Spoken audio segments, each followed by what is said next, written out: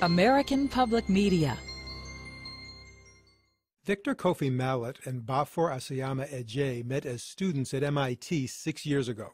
They were both engineering majors, but the school's annual business plan contest had caught their eye. Bafor says that contest pointed up a big difference between doing business in Ghana and America. Even if I can't trust you on a personal level, in America, I know the laws will work in our favor. There will be justice. He says Ghana's legal system lacks protections for business people, and that makes it dangerous to partner with people you hardly know, even if they're really talented. To just say, hey, let's go and meet in the conference room and you can be my lifetime partner, I thought that was a cool and weird idea. Bafor and Victor didn't win MIT's famous 50K business plan contest, but they did learn about forming teams and evaluating ideas, about how good ideas get funding and advice. They decided to launch a similar effort to inspire entrepreneurs back home. The first prize is $5,000 in seed capital. The Ghana New Ventures competition was Victor and Bafor's takeoff on the MIT contest. And the team that was awarded this prize is Supply Solutions. It was launched in 2002 and ran for 3 years. The contest was a hit in Ghana. It even spawned several imitators. But entrepreneurs there face tough obstacles. Victor says even teams with good skills and ideas face barriers you don't often find in America. In Ghana, if you do not have a strong connection to somebody with money, as in a family relative or a friend of the family, you're pretty much out of luck. There is no appetite for risk. Still, Victor and Bafor had planted some seeds. Then they headed back to the States in the next phase of their plan. Okay, now we're washing the fresh cucumbers. They've picked up 2 African-American business partners, Stan and Christine Coleman. The Colemans have a secret recipe for pickles. Their small-scale production line starts with crispy cucumbers, a cutting board, and sharp knives moving quickly. Be careful. You need all your fingers. Victor and Bafor, still in their 20s, add a dash of business acumen to the Coleman's secret recipe. The product is called Philly Fresh Pickles. They're now in 13 stores and 3 restaurants around Philadelphia. A line of olives is planned, and production's moving to a less labor-intensive plant. Everyone involved still works their day jobs, but it's no accident that Victor and Bafor chose this business line, because the final leg of their entrepreneurial game plan points straight back to Ghana. Victor sees Ghanaian mangoes, pineapple, and cocoa products as well-positioned to crack world markets, so doing specialty foods here is part of the learning curve. Bafor also sees their journey heading towards something bigger. The goal is actually to be a big entrepreneur who will be able to drive Ghana's development. So the only way I see it, short of becoming the head of the Bill Gates Foundation, is to start up my own company to do it. Victor says the things they've done to spark Ghana's entrepreneurial ecosystem are essential for developing countries. Entrepreneurship is really the only way I see to control your own path and to also provide opportunity for other people. It's a passion. I mean, it's one of those things that once you catch the bug, it's really hard to turn your back on it. And maybe this wasn't part of Victor and Bafor's plan, but if your interim step is a pickle and condiment business, there are worse places to start one than Philly. After all, didn't a little company called Heinz get its start not too far from here? I'm Steve Tripoli for Marketplace. American Public Media. Procter & Gamble has 9,000 researchers in its R&D unit. Sounds pretty formidable. But worldwide, 200 times that number are researching the sciences that go into P&G products. Every one of them is a potential rival. P&G Vice President Larry Houston says if you can't beat them, sign them up. What we've come to recognize is that we really need to be thinking about all the terrific people that are outside, be they individual entrepreneurs and, frankly, even our competitors. So P&G launched a program called Connect and Develop to corral outside thinking. The company will buy ideas and market-ready products. They'll share their secrets if you'll share yours. Both sides get a chance to use ideas that can further their research and profits. And this isn't just about P&G. Tech giant Intel sunk $265 million into startups last year. Microsoft, Nokia, and others are also on a buying, backing, and partnering binge. So are drug companies. A big winner on the small company end is Millennium Pharmaceuticals outside Boston. On a recent visit, a robotic arm was shuttling potential cancer drugs between tests. Millennium was a 4-person startup just 13 years ago. Its strength was hard science, not business. So the founders married their brains to big drug companies' marketing bucks and regulatory clout. Now Millennium has 1,100 workers and loads of research, marketing, and distribution partnerships. Research and development head Bob Tepper says the drug giants gave his startup critical tools for growth. First, obviously, they've provided us with revenue. In addition, pharmaceutical companies also helped us by teaching us about the processes that were important in this regulated environment. So we can use their might all over the world with some of our precision, and that's a great combination. This kind of matchmaking almost demands a prenuptial agreement. Small business people especially might be tempted to give away the store in exchange for that shot with a big partner. Henry Chesbrough of UC Berkeley's Center for Open Innovation says entrepreneurs need to hold their cards close. The small company has to be realistic about the motivations of the large company. Don't show everything that you know, show a little bit until you can actually craft an agreement that does protect some of your interests. Chesbrough says big companies do have incentives to play fair. If they get a reputation for hogging the profits, no one will partner with them. And even giants are afraid of relying on just their own R&D shops for future growth. I'm Steve Tripoli for Marketplace. American Public Media. Success killed Kristen Sundberg's business. That's right, killed it. How? I realized that I couldn't really follow through on what I'd promised. She was making simple lavender sachets out of her home in Tampa, Florida. They're those small linen bags stuffed with lavender that add a nice smell to closets and drawers. It all started at her sister's wedding shower, but took off fast. Specialty shops caught the scent, then big department stores. That simple home business was soon outrunning Kristen Sundberg's dream of a cozy cottage industry. I had, hefty bags of lavender in my apartment and vintage linen hanging everywhere. Shipping, billing, and marketing chores piled up. I don't know, I guess there just wasn't enough time in the day. She wasn't mentally ready to take on hired help and hadn't thought about finding financing. So it turned into this just, crazy situation of me running around doing all the work and just, not feeling stable, I guess. Everything just seized up and Sundberg's jet-propelled startup collapsed. She was depressed about how things turned out and disappointed with her own lack of planning, but also relieved to just go and get a day job. Out in San Rafael, California, Marketplace listener Mike Van Horn sees this from two angles. He runs his own successful startup, and that business is advising small businesses. So with that resume, his startup must be a model, right? I've made every mistake in the book. Including, you guessed it, not handling the growth that success brings very well. He says he failed to delegate, didn't do enough marketing, and was slow to implement new strategies. The problem Van Horn sees in himself and many clients who are succeeding is what he calls the Lone Ranger complex. They think they have to do everything. They got to wear all the hats. I'm the expert, the business is moi. That's just a habit up in your head that you've got to be willing to let go of. He says if you really want to be a Lone Ranger, then do that. But know in advance if your plan is to grow or stay small. That's where Kristen Sundberg stumbled. So now let's turn to our small business expert for this series. Patty Green is provost of Babson College. She's written extensively about entrepreneurship.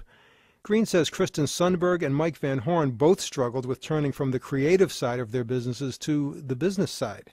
But she says there are two ways to look at creativity. Creativity or innovation is actually not just in figuring out what's the coolest lavender sachet you can possibly have, but it really is about all the other pieces of putting the business together. And if you still don't want to sweat details like marketing or distribution, that's the time to think about a partner. Green says lots of schools and small business programs are great at teaching how to launch a business, but lousy at teaching entrepreneurs what to do next. She says that's got to change. I'm Steve Tripoli for Marketplace. American Public Media.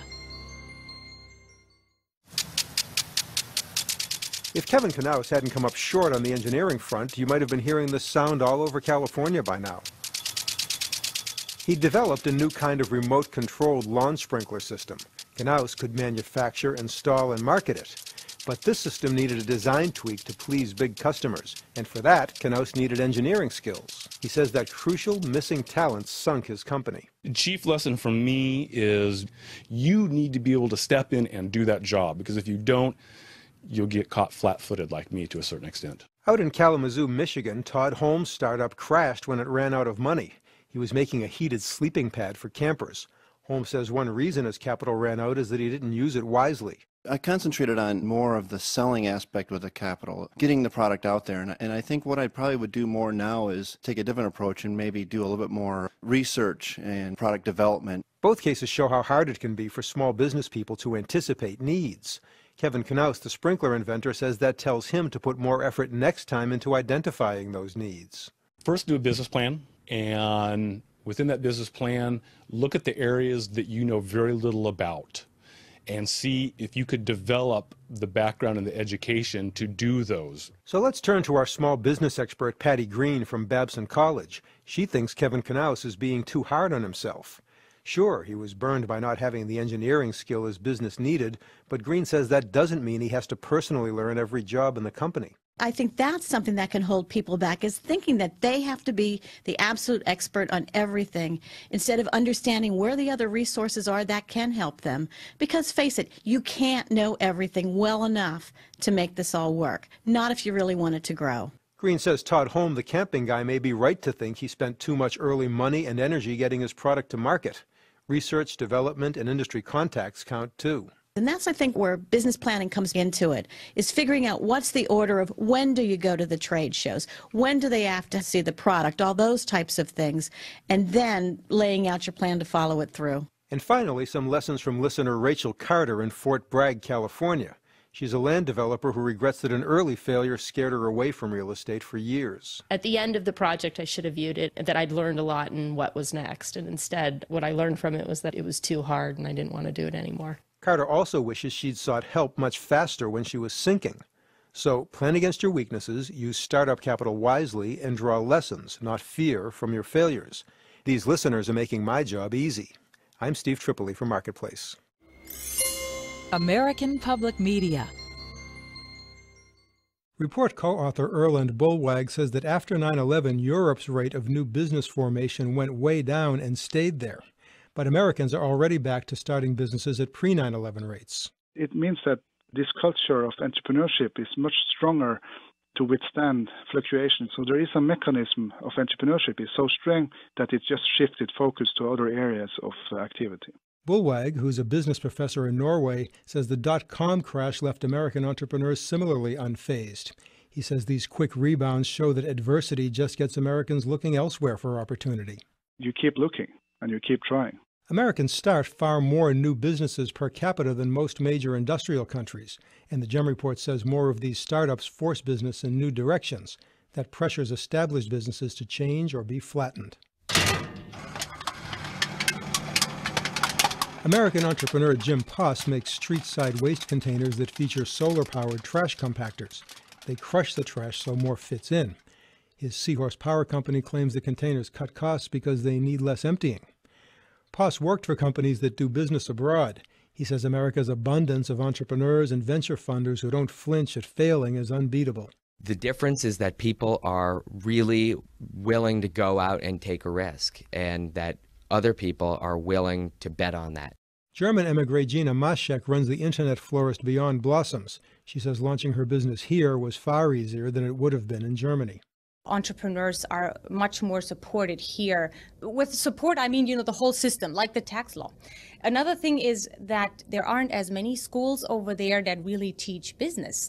This society appreciates people starting from scratch and becoming successful, versus in Germany, it's not regarded positively. America's future atop the entrepreneurial pile is no sure thing. Countries from Ireland to India are learning to copy the U.S. model. Then there are the social risks. The GEM report says U.S. policymakers need to help workers cope with the job losses that flow from our business model. Candida Brush of Babson College says healthcare is another risk. She says paying for it is a big worry even for entrepreneurs who find it easy to start a business here. But it's not as easy to grow, and this is where the healthcare issue kicks in. For a growing business in the U.S., it is a cost. It's an additional cost that would inhibit their ability to compete in the global marketplace. If those problems languish and workers get fed up, the report warns that they might push policies that slow America's business launching juggernaut. And today's news is a reminder that political risks like new terrorism remain a wild card. I'm Steve Tripoli for Marketplace. American Public Media. A young company called Mophie in Burlington, Vermont leases a cool high-tech gadget called a 3D printer. It's just what the name implies. You design a product on your computer, hit the print button while the design's on screen, and a printing head shoots out hair-thin streams of hot plastic instead of ink. It's like an oven inside, one with a glass door where you can watch what's baking. And then after it cooks in there, you take it and you stick it in this bath. In minutes, a soft plastic prototype of the product is in a cooling bath. Shortly after that, you can hold it in your hand. And here's some stuff we cooked last night, and now we're putting apart some other. Mophie makes iPod accessories. It's a competitive business expected to hit the $2 billion mark this year. So company founder Ben Kaufman uses the 3D printer to do something businesses once only dreamed of. With a new line of iPods just out, Mophie was able to have new accessories production ready within a week. Maybe that's why Kaufman's teachers occasionally let him cut class. I'm not missing class to, go party. Kaufman's a sophomore at Champlain College in Burlington. When you're 19 years old with a full course load and $1.5 million venture capital bucks in your pocket, well, even partying has to wait. It's no coincidence that Kaufman took the startup he launched at home on Long Island to this school. You can jump right into your major on the first day of your first semester, rather than taking all those core classes that I would be incredibly bored with. Champlain has launched a program called BYO Biz. It works this way. Students who bring their business to Champlain or start one there get flexibility with school requirements. They also get active mentoring and regular meetings with Vermont business veterans. They help with everything from strategy to networking with venture capitalists. Ben Kaufman's advisor is business professor Robin Lane. She says students like Ben face an interesting juggling act. Here he's trying to start this really exciting business, and he has homework. One of the things that we really wanted to do was make sure that his academic work is as compelling as his business work, and that's a tall order. I mean, when your business has you going off to China, your classes are going to have to be real interesting. BYO Biz aims to help more students become entrepreneurs and help Champlain attract more students. The hope is that students who bring their businesses to Vermont will keep them there. College President Dave Finney came up with the idea. He hopes a strong presence of student entrepreneurs will stir the school's intellectual ferment. It unleashes people's imaginations about what's possible, and it's not normal or not usual for someone to think, I'm going to go to college, but I'm also going to grow my own business, and when I get out, I'll have a job because I will have created it. Over by the Lake Champlain waterfront, BYO Biz students Pete Jewett and Pete Brune run an eBay consignment shop called Go Trading Post. They specialize in antiques, but will take most anything someone wants to sell on eBay and handle the auction for them. Old posters, vintage electronics sell great. Pete get a cut of the proceeds. Pete Jewett says BYO Biz lowered his startup costs. We can go into school and say, this is where we're at, get free advice that we don't have to pay for that otherwise would be charged hourly, and also we can get employees without setting up payroll, workers' comp, in the form of interns. So the program helps student startups, and the startups give other Champlain students business experience. Sophomore Ben Hollenbeek owns 2 businesses, a photography studio and an online bike parts store. Hollenbeek says BYO Biz helps students to bridge part of the entrepreneurial learning curve. He says most other business students first go to school and then head to the workforce to make their rookie mistakes. I'm skipping that. I'm getting the workforce experience while I'm having my education. So when I'm done here, there won't be that gap for me. We have that cushion, the failure at a discount, where if I had screwed up some of this stuff and having not been the sort of comfort zone of college, it could have been a lot more severe than it was. Starting this year, Champlain's recruiting high school students specifically for BYO Biz. College President Finney says he'd like to see the program spin off 2 to 4 Vermont-based businesses a year. It may not sound like a lot, but in a state with only 600,000 residents, that kind of business formation adds up over time. Especially if 2 kids like Pete and Pete turn out like 2 other Vermont entrepreneurs named Ben and Jerry. I'm Steve Tripoli for Marketplace. American Public Media.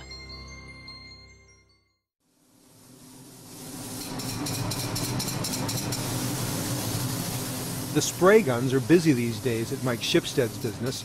His shop in Santa Clara, California specializes in spray-on plastic coatings for pickup truck beds. Things are good now, but for a couple of years, Shipstead operated closer to the edge. You know, people asking for payment and not enough customers coming in, and you're wondering why the phone's not ringing. He says deciding whether to go on when times are tough is like flying through fog. His test in those times was to ask himself 3 questions. Is there an opportunity to grow? Can we get there as a business? Do we have the people and the resources? And then, I guess thirdly, do I want to go there? As long as he answered yes to all 3, he kept going. A couple of towns away, lawyer Christy Prinz is an entrepreneur by necessity. The law firm where she was nearing partner status collapsed. Launching her own practice has been rough going. Her test of whether it's time to pull the plug has more to do with stress levels. She's seen other struggling entrepreneurs feeling so desperate they were falling apart. And I think if I had ever gotten to that point for more than a day, then at that point I would have perhaps decided to throw in the towel. In Dundee, Michigan, listener Paul Perdue's internet-based business has folded. A load of debt and a long scramble for new cash ended with a potential investor's verdict. His words to me the second before I turned to my wife and said, we're going to have to close this, were we had dug too deep of a hole. So 3 people whose businesses cover the range from failed to hanging on to thriving. But Paul Perdue, Christy Prinz, and Mike Shipstead draw startlingly similar lessons about avoiding that pull-the-plug decision. Perdue, whose business went under, speaks first. Watch costs and understand what you could not be spending. Tighten up the capital, tighten up the collections. In the end of the day, there's no business unless you have the money. I think what I've learned is start with as little overhead as possible. So getting and handling startup money really matters. Entrepreneurs tend to be optimists who have a hard time pulling the plug. That's why our small business expert Patty Green says someone they trust should monitor decision-making. Whether it's a spouse or a partner or a parent or a business partner, whatever it might be, but for them to remind you that this is the bottom line on what you can actually afford to lose. It's not just about money. It's about what you can take emotionally and even how the business is affecting relationships. So Green really likes Mike Shipstead's 3 questions. Is there an opportunity to grow? Can we get there? And do I want to go there? Because they include not just about the business, but about him personally. Green says your 3 questions don't have to be the same. Just be sure to have your personal pull-the-plug measuring stick. I'm Steve Tripoli for Marketplace. American Public Media.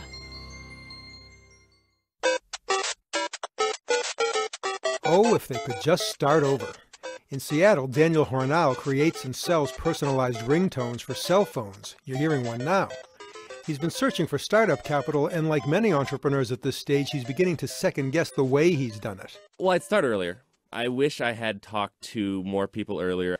I wish I hadn't operated under the illusion that I wouldn't need a lot of capital. Hornal's startup is cash-starved, and his increasingly urgent money chase is sapping energy he needs to fend off ringtone competitors. Because somebody else is going to do it, and somebody who's got some advantage over you is going to do it. Big startups can grab venture capital, and tiny ones get government help. But Hornal says many cash-seeking small businesses are stuck in between. Back up. In Berthoud, Colorado, Monica Signer and her partners sold their own assets to launch their dog kennels and riding stable. After that, they carefully tapped so-called friends and family money. Signer recognizes that borrowing from acquaintances carries special burdens.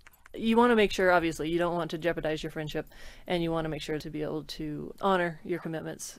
What was very successful for us was to wait until we knew that we had income coming in before we approached an acquaintance. On Long Island in New York, Brian Prince runs 2 web-based businesses, a search engine and an online hotel reservation site. He says when he's seeking capital, there's no substitute for feeding potential investors loads of well-written details. Mapping out the actual business strategy, how you plan on protecting the funds to make sure that you don't just burn through them. Not a business plan, but more of an overview of the idea. Our small business expert for this series, Patty Green from Babson College, says Brian Prince is giving potential investors something extra with all those details. In reality, he's selling himself this way as much as he's selling the idea of the enterprise. He's selling that he's thought through what are the risks, what are the contingencies. And Green says that Daniel Hornal, the ringtone guy, is learning a hard lesson by having an up-and-running business with no financing pipeline in place. You should be thinking about always having your pipeline kind of planned out in your head. But it means you have to really understand what are you trying to get done, and then you can figure out how much money do you actually need. One last thought from Brian Prince on Long Island. He says it's smart to get your investors deeply involved. Have them be mouthpieces, evangelists for the business, get them using the business, have them telling their friends and family about the business, involve them in the business of marketing, of sales, of feedback. After all, what better resource than people who literally have a stake? I'm Steve Tripoli for Marketplace. American Public Media. So this is the master suite with the retreat. Rocky housing market and all, Rachel Carter loves being a real estate developer on California's North Coast. She handles the design work and enjoys showing her properties. I do all the surfaces and the color choices. That's really my love. When things got busy for Carter and her partners, everyday office work started piling up. Hiring help solved that problem and let Carter do more of what she likes. But she admits that having someone else depend on her success adds a layer of unease. I felt like all of a sudden I had the responsibility of another person who was paying their bills from my paycheck. In Alpharetta, Georgia, listener Thomas Orff says adding staff adds other discomforts. His business cleans and repairs fine rugs, and he's had lots of frustration trying to get workers who do it to his standards. That's not the only problem. Just the amount of paperwork and Social Security tax filings, and employees complicate that. But a third listener says you've got to remember the upside of employees. Mike Van Horn's small business in San Rafael, California, is advising small businesses. He says you can't grow without employees, first of all, and they free you for vacations, the chores you enjoy, and even illness. The problem Van Horn often sees is business owners blindsided by a need for workers who then make bad decisions. They hire somebody without adequately considering whether it's a good fit, and then it's not a good fit. And so then they think, oh, I can't get any good help, so it just proves that I should have stayed doing it all myself to start with. But that doesn't get you anywhere. So Van Horn says many entrepreneurs should get help getting help. Hire someone who knows how to find workers who fit your business.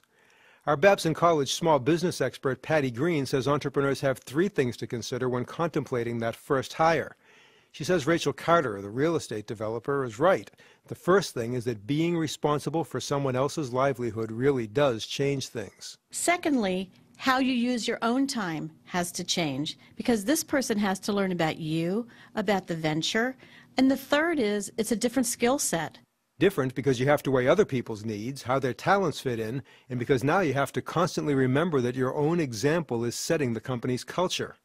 Thomas Orff in Georgia says that even in his specialty business handling fine rugs, he's learned to loosen his grip on workers. I think the expectations are what need to be controlled in hiring people. You cannot expect them to be little mini-me's. That's ultimately the bottom line. So that fateful first hiring decision comes down to 2 common decisions for business owners. Know what you want out of your business and figure out how to get there, preferably before the need comes crashing down on your head. I'm Steve Tripoli for Marketplace. American Public Media. They don't talk to each other very often, and so they all feel like they're the individual, that they have to figure it all out themselves. Where in reality, if they talk to each other and share what they've learned, a lot of this could just be avoided and move on to the next mistake or the new mistake. Okay, so what forums are out there for entrepreneurs to share their ideas, their wisdom? Really depends where you are, and that's why I think this is not only an individual entrepreneur question, it's actually a policy question. It's an economic environment question. So in some areas, there's excellent chambers of commerce, connecting them not just one entrepreneur to another, but to the rest of the community to support entrepreneurship. The bankers, those who would provide debt capital, angels, having angel networks. And then there's a number of national programs too. I've been a longtime advocate of the Athena PowerLink program. This is for women entrepreneurs, but it helps create voluntary boards for them for a year to help them learn better about what they might do right and what they might do wrong. Well, I guess some of the qualities that you have to be an entrepreneur, I would think you'd have to be pretty idealistic or optimistic, but that can also be a liability. So how do you balance those 2 things? I think you temper your enthusiasm by having a set of metrics that we talked about in the series as well, by really knowing where your business is. I remember there was one entrepreneur years ago I worked with who didn't keep financial statements, and if there was money in the drawer, the business must be doing okay. And if the drawer was empty, they were in trouble. Obviously not the right way to run a business. But is it the case in starting a small business that you kind of have to do it your own way, or is there a model that you should follow? It's a blend. You absolutely have to keep some of your own way in it. The last thing we want is a cookie-cutter approach to creating businesses. Lots of people have the same ideas. It's the entrepreneurial implementation that actually makes it special and gives it more of an opportunity for success. It's incredibly hard work, especially in the beginning. It pretty much is running your life. And that's why it's so important to think about what is it you're really trying to build that fits you, your family, and again, this enterprise that you're trying to create. All right, Patty Green from Babson College. Thanks so much. Oh, it was a pleasure. Thank you, Scott. American Public Media. Carmelo Scuderi moved into retirement in 1994, but he couldn't let go of a problem that had irked him for a long time. He felt that the internal combustion engines in everything from cars and trucks to generators were just too inefficient. He thought they could use less fuel and spew out fewer emissions. Carmelo played and played with ideas. He had a promising design on paper. Then he got sick. His son Nick went to visit and discuss the project. He used to say, "I'm not ready for the box." And he made it clear to us that when he was sitting in the hospital that he wanted us to take this on and move forward with it. He knew it was going to have a big impact on the world. Nick is one of Carmelo Scuderi's 8 adult children. When Scuderi died, they were almost ridiculously ready to carry on. Son Steve says their dad's influence had seen to that. He's half inventor, half entrepreneur, and at the same time he's all inventor and all entrepreneur. He was very good at both of those things. Steve is an engineer whose interest in protecting his dad's ideas led him to patent law. Another son, Sal, followed Carmelo into engineering and business planning. Nick has experience in worldwide marketing. Angelo handles business development. The 8 Scuderi siblings all turned their attention to carrying out Carmelo's legacy, 6 of them full-time. An ambitious startup called the Scuderi Group was born. Almost all the startup team's needed skills were literally in-house. The Scuderi engine's inherent capacity to capture and store compressed air energy has vast implications for the engine market. Along with its Carmelo Scuderi's original drawings outlined what the company calls the Scuderi split-cycle engine. Split-cycle engines have been around for a century, but the siblings say Carmelo's design is unique. They say the Scuderi engine has found a low-cost way to increase mileage and lower emissions. It also captures compressed air and turns it into power in the way current hybrid engines turn braking energy into power. A company promotional video touts this so-called air hybrid design. The Scuderi engine's ability to burn fuel far more efficiently and cleanly, particularly in its diesel version, can benefit the world on a macro scale. With the potential, the Scuderis commissioned an independent laboratory to evaluate their plans. The lab, Southwest Research Institute in Texas, reported theoretical potential but also, quote, significant technological challenges. Southwest is now building 2 prototypes that will be a major test of the engine's viability. Investors have been voting with their dollars. About 300 Scuderi investors recently gathered for a progress report at the Basketball Hall of Fame in the family's native Springfield, Massachusetts. Small investors have provided most of the Scuderis $15 million in startup money. The Defense Department threw in $1.2 million. A sign-in list at the event shows the family's backing is heavily local. No investor we interviewed came from more than 50 miles away. Many made it clear that the family's local ties and reputation, plus the engine's potential, drew them in. It was like 2.5, 3 years ago.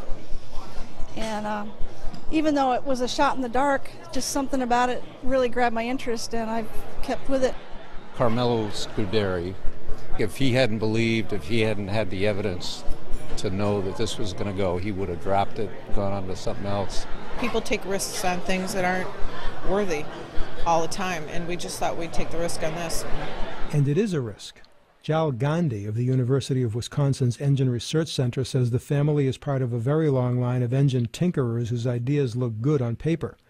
Gandhi says getting a real-world prototype to deliver is often a different matter. Being able to make it and make it work over the wide range of sort of speeds and loads that you see in your car is pretty difficult, and very few things have actually made it past that litmus test. The Scuderis aren't fazed by doubters. Nick and Steve say they're betting on the guy who started all this. It's not really us. It was my dad. I mean, he did it before, and I know he's going to do it again. This isn't just the Scuderis' unfinished business. Their friends and neighbors are all along for the ride now, too. I'm Steve Tripoli for Marketplace. American Public Media. A computer simulator at a company called Submersion has me playing the role of an Army chaplain.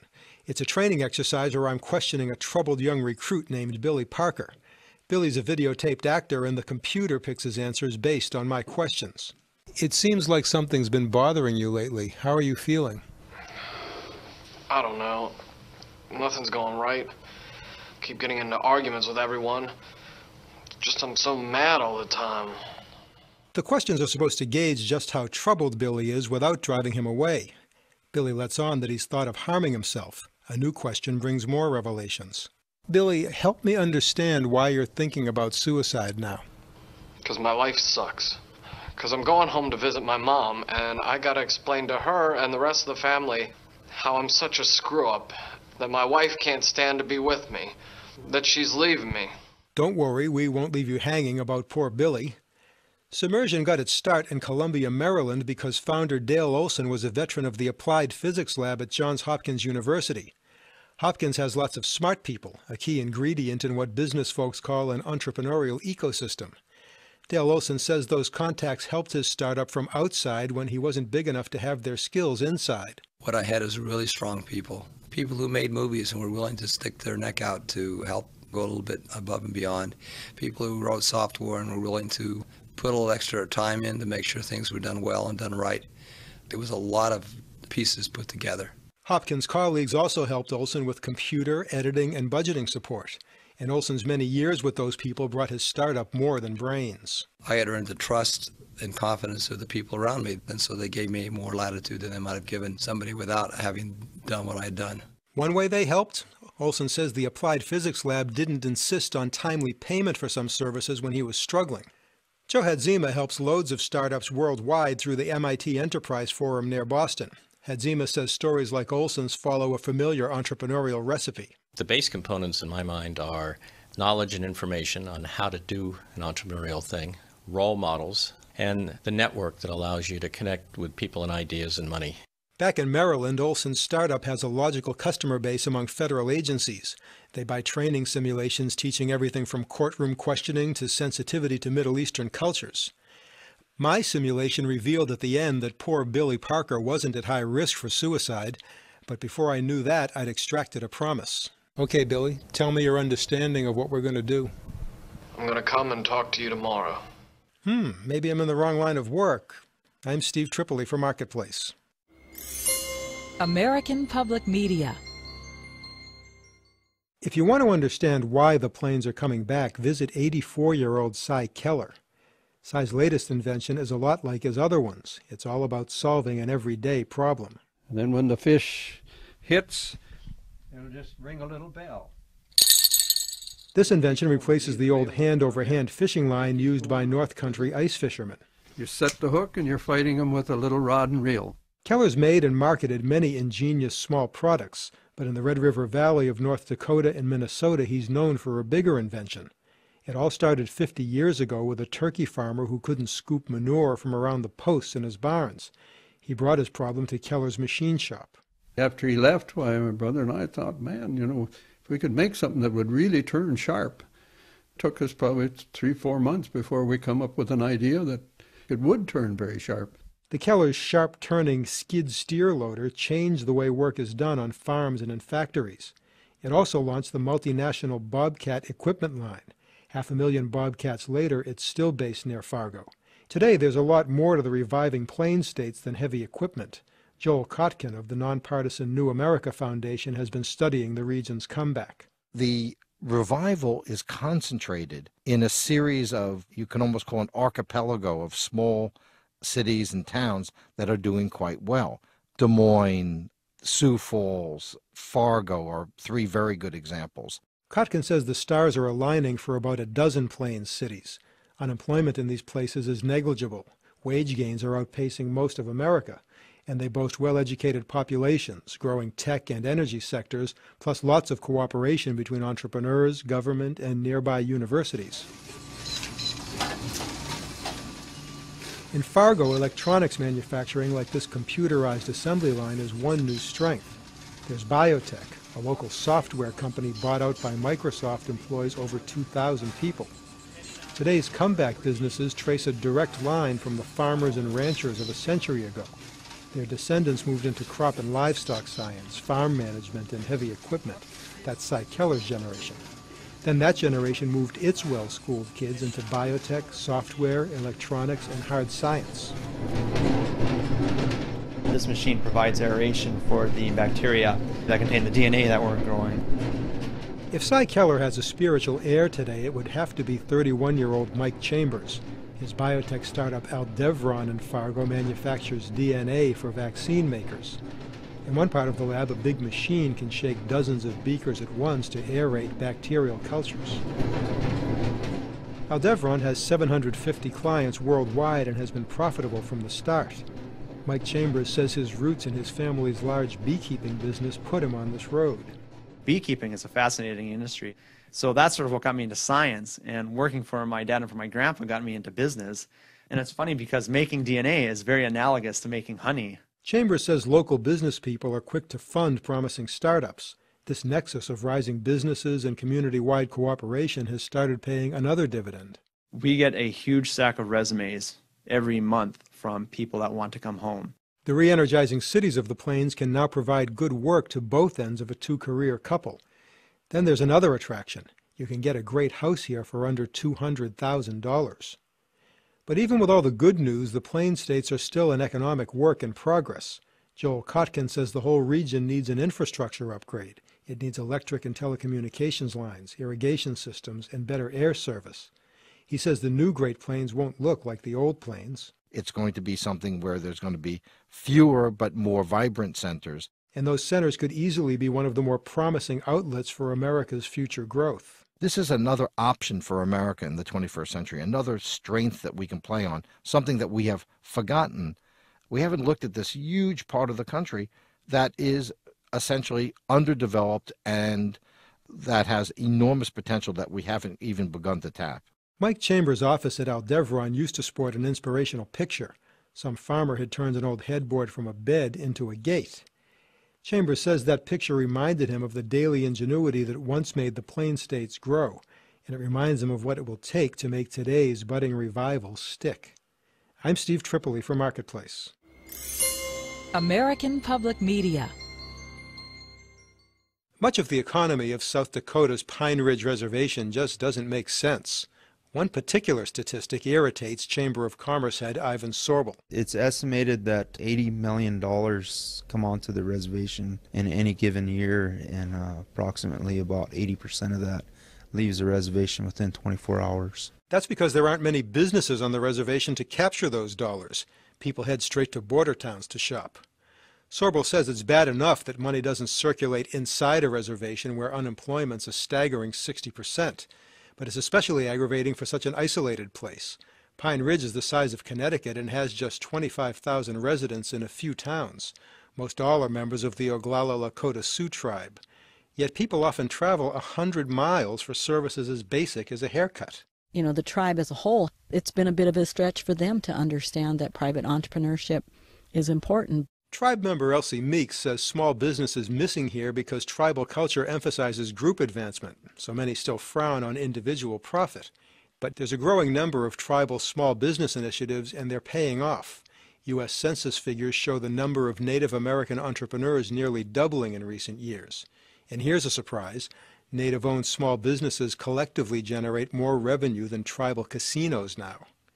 In Pine Ridge, one business success story sits high on a hilltop overlooking the town of Kyle. So this is Lakota Express, and we're currently in the 50-seat call center. Lakota Express is a modern call center and marketing shop with clients around the country. There's even a client in China. CEO Carlene Hunter is another person who's bothered by how quickly tribe members' dollars leave Pine Ridge. But now, she says, the flight of cash is slowing. That's why first-generation entrepreneurs are taking the steps of, okay, we need stores, we need restaurants, we've got our first motel. I mean, if they stay on the reservation, they're going to buy gas down at the local convenience store. Dollar turns over again. Hunter's fellow tribe member, Elsie Meeks, has a hand in all this. 20 years ago, she co-founded the Lakota Fund. It offers startup loans and all kinds of training to entrepreneurs and tribal businesses on Pine Ridge. But Meeks didn't stop there. She quickly helped expand the concept into a bigger organization called First Nations Owista Corporation. Owista, a Mohawk word for money, now has a startup fund and entrepreneurship training program that's used by tribes around the country. But the startup game on reservations is by no means easy yet. This is the first part of the store here. Mona Patton owns the bustling Little Angels convenience store in Kyle. Her startup funds came from 2 family tragedies.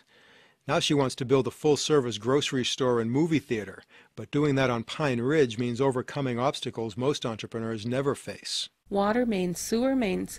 We had to develop the water, the sewer, and the road, and it cost you a lot of money. Funding her own infrastructure isn't the only problem. Tribal laws cloud land rights. That alone can extend the startup process for months or even years. In Pine Ridge, there's an effort to change those laws. So reservation economies still have a long way to go. But Elsie Meeks says the nationwide numbers show Indians stirring from the nightmare that started with confinement to reservations. Being taken out of a lifestyle of self-sufficiency, and it really took away every role people had. So planting this seed that people can become self-sufficient is, been our whole challenge, one of the biggest challenges we have. But now she says more Indians see how they might control their futures. Business ownership is one way. And she says it doesn't matter if it brings its share of the reverses all business people face. The important thing, she says, is that all the consequences will belong to us. In Kyle, South Dakota, I'm Steve Tripoli for Marketplace. American Public Media. Let's puncture one misconception about owning a franchise business right away. In crucial ways, you are not your own boss. Susan Kezios of the American Franchisee Association says you're really not much of an owner either. Understanding from the outset that you are investing your money and your energy to grow someone else's business is key. That will take off many sets of rose-colored glasses. Kezios says most of her association's 10,000 members tell her they're playing against their parent company's stacked deck. She says the small print in many franchise agreements can go way beyond upfront costs. Am I required to buy products and services from the franchise corporation? If so, do they disclose the markup that I'm going to be paying? Kezios says those costs might be called licensing fees, referral fees, or sourcing fees. Call them what you want, but they can add up. Still, there's got to be a reason why 650,000 franchise stores exist. Many franchisees think they can do better than they might in regular jobs and don't seem to mind the costs. Rich Valeriotti's in the garage of the Midas muffler shop he's owned for 13 years. It's near Boston. There are 7 more years on his franchising deal, and he has no doubt about what he'll do when it ends. How we knew, yeah. Valeriotti sends a big chunk of gross sales money to his parent company. There's 10% of gross for royalties and advertising. He also has to buy many of his auto parts through Midas at a good markup. And Midas owns his building, so there's a monthly lease. Valeriotti wishes his agreement would let him buy the building. But overall, he thinks it's a fair exchange. Their products that they offer are the top-of-the-line products, but they also offer, with that money they make, they offer training to us. We have a website that they develop. So it's almost like you're going in business for yourself, but you have some backing. David Weiss of East Brunswick, New Jersey, owns a coffee and smoothies franchise business called Maui Wowie. Weiss isn't sure he'd do it again. He says the business has taught him a lot about franchising, and he wanted to start out with some of the support a franchise brings. But there have been surprises in his contract. There's a clause basically saying, I will keep up to standards. But the broader interpretation is anything we decide to charge later franchise operators on, you have to pay up to, even though it's not in your contract. Franchisee Association head Susan Kezios says that kind of add-on after an agreement's signed is widespread. She calls it signing a moving target and says it's one of the biggest dangers for franchise buyers. Basically, they find out that they are a captive marketplace for the sale of goods and services. I mean, this is where franchising is no longer free enterprise. It's more akin to indentured servitude at that point. Professor Robert Foskey teaches a seminar for prospective franchise store owners at the Zicklin School of Business in New York. 99% of the time, that franchise contract is going to be written in favor of the franchisor. Foskey says he pounds home to his students that they have to look beyond the franchisor's earnings claims, cost projections, and territorial promises. They also have to do their own industry analysis. That means tracking trends and especially talking to current franchisees, because there's plenty of unrest across the franchising world right now, including lots of franchisee lawsuits against parent companies. But there are also signs things are improving. Franchising is moving toward multi-store operators, a more well-heeled group. They're bringing lawyers and a louder voice for franchisees than mom-and-pop shops. And the International Franchise Association, once a franchisor-only group, now includes franchisees in its membership. I'm Steve Tripoli for Marketplace.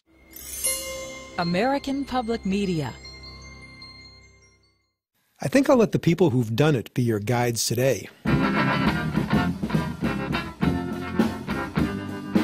Maureen McGinnis and Peter St. Martin own two busy restaurants in Northampton, Massachusetts. They've been business partners for 24 years, marriage partners for 20. In one of their restaurant's bustling dining rooms, they talked about what it takes. Peter first. We definitely had to figure out how to work together and how to live together. I mean, that wasn't easy for the first couple of years. It was a learning process, and we did figure out how to give each other the space that each other needed in order to be able to work together. I think it's gonna work out fine. It's gonna work out. It's not that we're so great, but it's just that we just keep plowing through, even during the difficult times. And when I can't plow anymore, he does it. And when he can't, I do it. You know, that is really so much strength to run a business with. Peter says once you get that far, the rewards start kicking in. For me, I feel like our relationship has more to it than most people's relationship. Whereas I feel like for couples who go off and work their own jobs, I feel like they don't have the same closeness and respect for each other that Maureen and I have been able to develop. Maureen says business couples should remember two things: have a passion for what you do and really stop to appreciate life.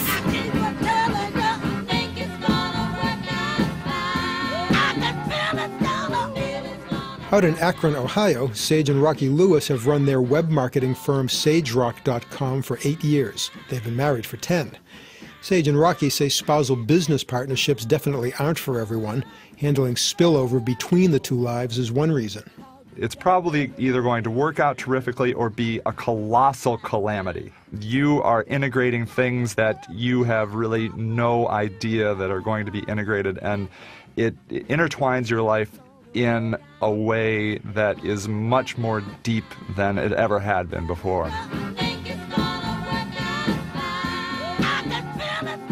Every time there is a stress in the business, it is a personal stress. You know, it's not just like, oh, you know, things at work are kind of hairy. No, it's like, my life is hairy. So that kind of crossover is sort of magnified times 1,000 when you cross your business and your personal lives together. Rocky Lewis says any spousal work partnership has to have a strong personal bond underneath. Because when the chips start falling at work, I mean, if you have any little issues or if you're prone to conflict in your relationship, once you add the work stress on top, I mean, it could just be a house of cards if you're not good communicators. So listeners, do you qualify? Rocky came up with this great litmus test. If you can't go on vacation with your spouse without a big fight erupting, we don't recommend that you seriously consider going into business together, because it's not going to work. It's not going to work. You have to just want to always be with that person. And furthermore, you don't want to really be with anybody else as much. I'm Steve Tripoli for Marketplace.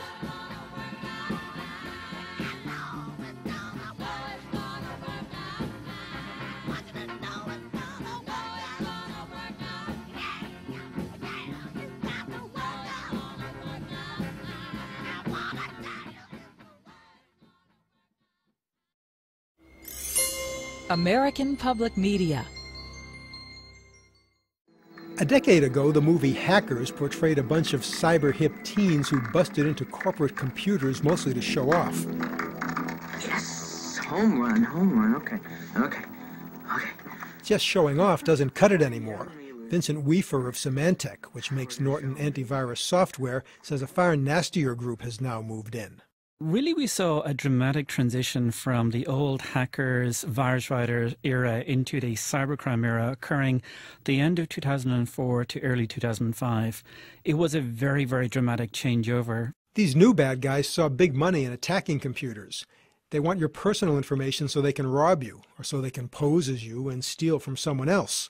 Or maybe they want to hook up your computer to thousands of others in a cybercrime invasion army called a botnet. Wiefer says this group's different in another way, too. Many of them are entrepreneurs coming in. Entrepreneurs without their own hacking skills. What they're about is building a business based on hacking.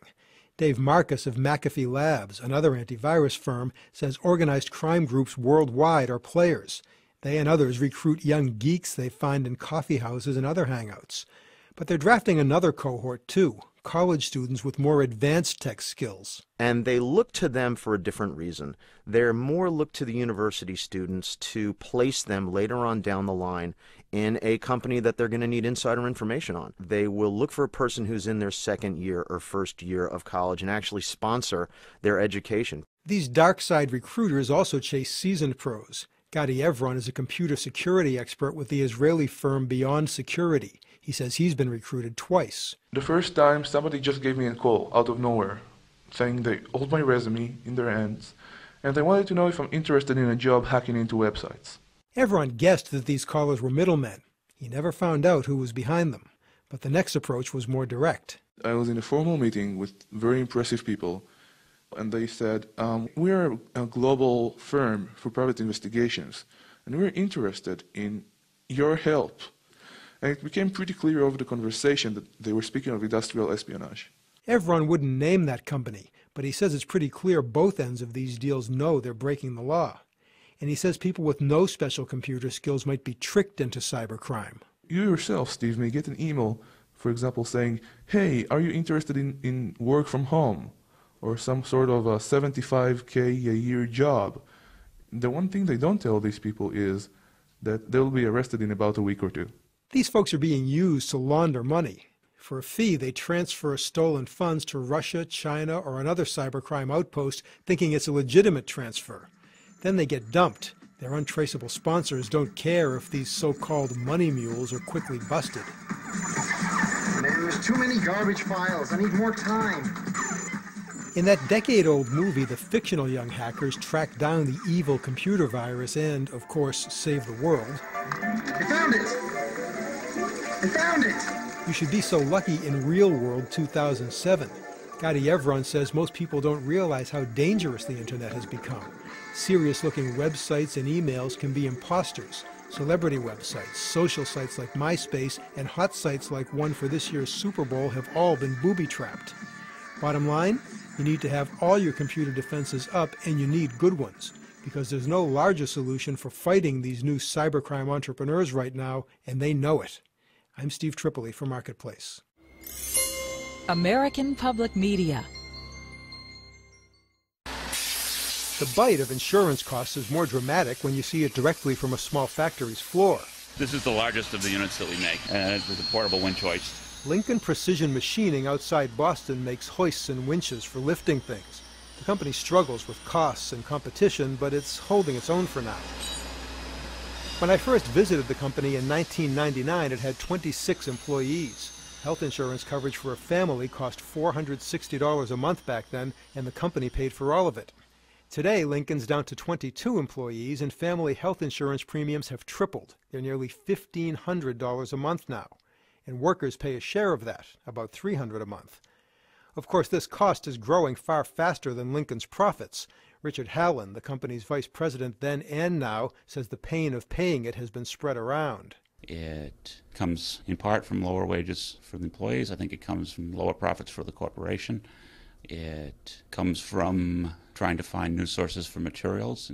On the shop floor, longtime employee Rich Perduta says workers are resigned to both smaller raises and paying part of the insurance tab. It's a tough pill to swallow, but you don't really have any control over it. The company's had to pay a lot more also, so what are you really going to do? Believe it or not, Lincoln isn't far from typical. Since 1999, small business health insurance premiums have risen 125% nationally. That's less than Lincoln's 200%, but the company's aging workforce is the difference. Many small businesses get extra large premium hikes as their workers age. John Ahrensmeyer, who heads the advocacy group Small Business Majority, says small employers take an oversized health insurance hit in ways beyond price. Many times entrepreneurs can't get health insurance because they're too high a risk. If you run a small business and you get rated just based on yourself or a few other employees, you may be out of luck finding affordable insurance at all. Despite these common problems, the small business community is widely divided over a fix. Gary Claxton surveys health benefits nationwide for the Kaiser Family Foundation. He says small businesses split among those that provide insurance and those that don't provide it or oppose potential insurance mandates for business. Claxton sees national momentum toward broad-based plans like the new ones in Massachusetts and California, where businesses share the burden of insurance costs. But he warns that small business support for such plans can quickly erode in the face of mandates. There clearly will be some business opposition because most of the proposals that we see do require businesses to do something. Back in 1999, Richard Hallen at Lincoln Machining surprised me by saying that the country should eventually adopt universal health insurance, not a common view among executives. All the interest groups will fight for another 8 or 10 years, he said, and then they'll decide it's the least bad choice. Well, he was wrong about the timing for universal coverage, but today he's sticking with his prediction of a national plan someday. I do still think that's the most likely outcome. I don't see a real rational or a real likely alternative to that. John Ahrensmeyer at Small Business Majority doesn't see a government-backed single-payer plan as the only option, but he says small businesses need a system that guarantees access to affordable health insurance. And if part of that system involves businesses paying a fair share, we think that's perfectly reasonable. If the society decides that the solution is a single-payer system, well, then that's another way to go. Of course, that position's directly at odds with many other small business groups. And look around. Big business, labor, and others have their own divisions over health care, which should help you understand why major reform has been so elusive, big price hikes and all. I'm Steve Tripoli for Marketplace.